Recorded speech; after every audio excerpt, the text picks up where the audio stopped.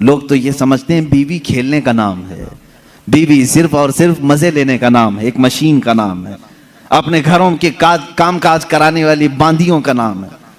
ऐसा नहीं है, बल्कि तुम्हारा और उसका जिस्म जब मिलता है तो यूं समझ लो अब जिस्म दो होंगे लेकिन जान एक हो जाती है। और वही हकीकी जिंदगी है। जिनकी जिंदगियों में इस तरह की मोहब्बत नहीं, वो जहन्नम बन जाती है दुनिया में। शोहर छोटी छोटी बात पर औरत के पीछे लगा हुआ है, औरत छोटी छोटी बात पर मर्द के सर पर चढ़ी हुई है। कौन सी खाक जिंदगी गुजार रहे हो। रसूल पाक सल्लल्लाहु तआला अलैहि वसल्लम ने आसमानों की खबर दी, हजरत खदीजा ने कबूल कर। यह और बात है कि वो अल्लाह के रसूल थे, उनकी हर बात तस्लीम करना जरूरी, लेकिन वो हमारे लिए नमूने अमल भी है। अल्लाह ने कुरान में हमारे लिए फरमाया, तुम्हारे लिए रसूल की जिंदगी सबसे बेहतरीन नमूना है, आइडियल है। औरतों को चाहिए कि वो मां खदीजा के अखलाक को सीखें, अपने शौहर के साथ कहां कहां खड़ा होना चाहिए। और मर्दों को ये चाहिए कि अपनी बीवियों की मुआसात, उनकी गम के मुतालिक उनके हालात की खबरगिरी कैसे किया जाए। जब बीमार हो जाए औरत तो तुम्हारे ऊपर यह फर्ज है मेरे अजीज कि उसकी तीमारदारी करो। आज कितनी बुरी रस्म है, कितना बुरा रिवाज। जैसे औरत बीमार हो जाए उसे भगा दिया जाए, जाओ अम्मा के पास, मायके में चली जाओ, जब ठीक ठाक होना तो आ जाना। तुमने उससे जो कबिलतू कहा था, निकाह में कबूल किया था, क्या सिर्फ अच्छी अच्छी चीजें कबूल किया था? यही हाल अगर तुम्हारे साथ हो जाए, निकाह कर लिया, 4 महीने के बाद तुम्हारा पैर सड़ गया, क्या करेगा, क्या करोगे? मेरे अजीजों, जिंदगी में दोनों किस्म के मामलात मैंने देखे। बाज वो औरतें हैं जो अपने मर्दों की माजूरी के जमाने में भी उनके साथ लगी रही और वो जन्नती औरतें हैं। और इसी तरह बाज वो मर्द हैं जिन्होंने औरतों की बीमारी में भी उनका साथ दिया। मैं जानता हूं ऐसे मामलात। मेरे सामने एक मामला ऐसा आया था जो दिल दहला देता है। मैं अक्सर बच्चों से कहा करता हूं, यह हकीकी वाकया है मेरे अजीज, चंद सालों पहले का हकीकी वाकया। शौहर और बीवी नई नई जिंदगी थी, शादी के बाद दोनों एक दूसरे से मोहब्बत करते थे, लेकिन अचानक बीवी को एक बीमारी शुरू हो गई। ऐसी बीमारी के चेहरे पर बुरे दाग आ गए, बड़ी बड़ी फुंसियां होती, फट जाती और जख्म हो रहा था, देखने के काबिल नहीं रह रही थी। एक दिन शौहर बाहर गया, एक्सीडेंट हो गया। शौहर गया, एक्सीडेंट हो गया और उसके बाद वापस आया तो उसकी आंखें जा चुकी थी, नाबीना हो गया।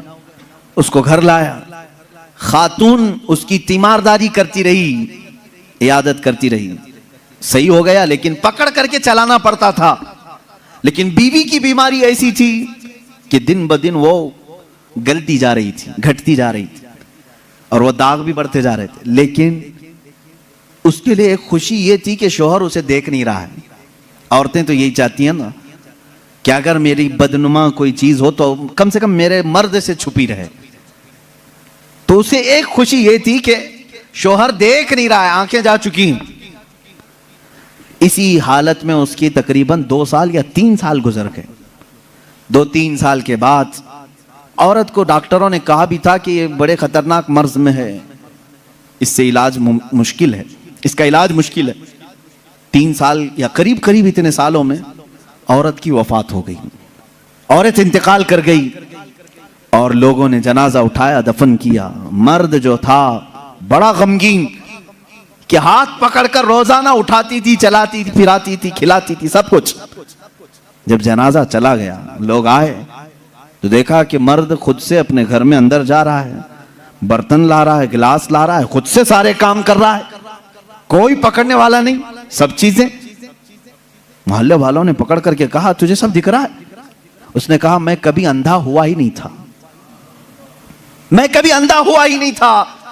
3 साल से तो सिर्फ मैंने अंधा होने का एक बहाना तलाश कर लिया था, सिर्फ इसलिए कि मेरी बीवी ये सोच रही थी कि मेरे चेहरे पर बदनुमा दाग है, मेरा शौहर मुझे कहीं छोड़ ना दे। मैंने उसकी फीलिंग को बरकरार रखने के लिए अंधे होने का नाटक किया था और वो इस दुनिया से खुशी खुशी गई है। बस मुझे इतना एहसास है, दुनिया में वो मर्द भी है जिन्होंने अपनी औरत का दिल रखने के लिए 3 साल तक नाबीना होने का एक ढोंग किया सिर्फ इसलिए कि उसका दिल ना टूटे। बाज बीमारियां ऐसी होती हैं, उनसे तुम सरफे नजर कर लो, कतई नजर करो। और अगर तुमने सिर्फ खूबसूरती देख करके शादी की तो तुमने किसी नफ्स या किसी जान से नहीं निकाह किया, तुम तो सिर्फ और सिर्फ हुस्न से शादी की। या हुस्न 4 दिन 5 दिन के बाद खत्म होगा, तुम्हारे तबीयत के और बहलाने की चीजें खत्म हो जाएंगी, तो फिर ना चाकी ना इत्तेफाकी बढ़ जाएगी। मोहब्बत जिस्म से नहीं रूह से होती है। मोहब्बत उसके चेहरे के सपाट होने से नहीं, उसके अखलाक व किरदार से होती है। बहुत सारी औरतें वो हैं जिनकी आदत से तुम मोहब्बत करो, उनके अखलाक से मोहब्बत करो, उनके किरदार से मोहब्बत करो, फिर देखना उनका कालापन कभी तुम्हें समझ एहसास भी नहीं दिलाएगा, कभी उनका भोंडापन भी तुम्हें एहसास नहीं दिलाएगा, अगर अखलाक की खूबसूरती उसके अंदर हो। यह मर्दों के लिए जरूरी है मेरे अजीजों। अल्लाह के नबी सल्लल्लाहु तआला अलैहि वसल्लम ने जो हुस्न सलूक अपनी खानगी जिंदगी में अपनी अज़वाज मुतहरात के साथ किया, मैं चैलेंज के साथ कहता हूं पूरी दुनिया में उसकी मिसाल कोई नहीं पेश कर सकता, कोई नहीं ला सकता। रसूल पाक सल्लल्लाहु तआला अलैहि वसल्लम ने अपनी हर ज़ौजा के साथ जो हुस्न सलूक फरमाया, यहां तक के अल्लाह ताला ने आयतें नाजिल फरमाई कुरान में अज़वाज मुतहरात के अदब के लिए। व इज़ा सअलतुमुहुन्ना मताअन फस्अलूहुन्ना मिन वराइ हिजाब। ऐ लोगों, जब कभी तुम रसूल की बीवियों से कोई चीज मांगने जाओगे, पर्दे के पीछे खड़े रहना। हुजूर की औरतों के बिल्कुल मुकाबिल आना जायज नहीं, जबकि वो पूरी उम्मत की माएं हैं। कुरान कहता है वो तुम्हारी उम्महातुकुम, वो तुम्हारी माएं हैं। अल्लाह तबारक व तआला ने मोमिनीन की माएं उन्हें बनाया है। अजीज़ा ने गिराम वक़ार, रसूल करीम सल्लल्लाहु तआला अलैहि वसल्लम की ये अज़दवाजी जिंदगी थी। शादी किस तरह से करें, किसके साथ करें, एक अलग टॉपिक, लेकिन मैं आपको ये जरूर बताऊंगा।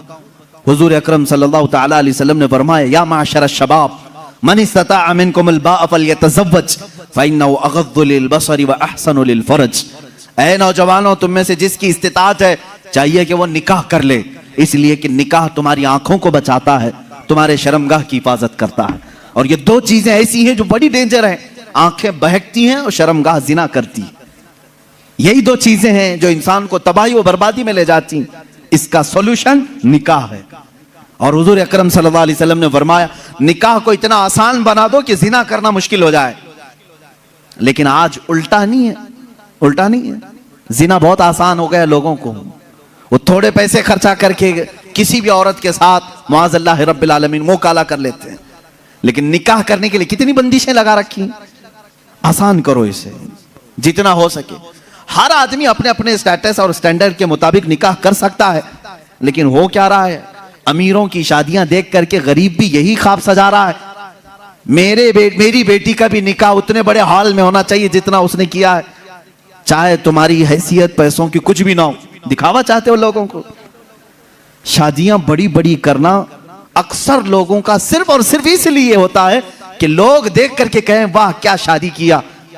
सिर्फ इतनी तारीफ सुनने के लिए तुम इतने पैसे खर्चा करने चाह रहे हो। अजीजा ने गिरामी वक़ार, जिंदगियां देखो लोगों की, जिन्होंने मस्जिद में निकाह किया उनके भी बच्चे हो रहे हैं, घर चल रहा है। जिन्होंने बहुत बड़े 5 स्टार होटल में निकाह किया उनकी भी जिंदगी चल रही, बच्चे हो रहे।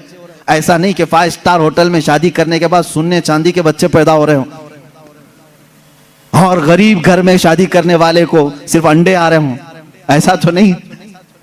सबकी नस्ल चल रही है। शादी के बाद की जिंदगी पर तो कुछ भी फर्क नहीं है, सिर्फ और सिर्फ शैतानी दिखावा है। कुरान कहता है इन्नल मुबद्दिरीन कानू इख्वान शयातीन, जो फजूल खर्ची करते हैं वो शैतान के भाई हैं। कुरान कह रहा है शैतान के भाई। हाँ, मैं आपसे कहूंगा, आपको अल्लाह ताला ने माल दिया है, जितना माल दिया है, आप माल के एतबार से अपनी शादी अच्छी करना चाहें, इजाजत है, इस्लाम में जायज है। आप अल्लाह की नेमतों का इजहार कर रहे हैं, लेकिन उन लोगों से मेरा यह सवाल है जिनके पास है नहीं, कर्जे ले लेकर के दिखावा कर रहे हो, क्या जरूरत है, क्या जरूरत है। अगर लोग तुम्हें कहते हैं कि अरे बहुत छोटी शादी किया, तो लोगों को कहने दो, इसलिए कि शादी उनके लिए नहीं किया, तुम्हारे दामाद के लिए, बेटी के लिए किया है। मियां बीवी जब दोनों राजी हैं तो इन दोनों के मुतालिक क्या तुम्हारा टेंशन है, किस बात की फिक्र है।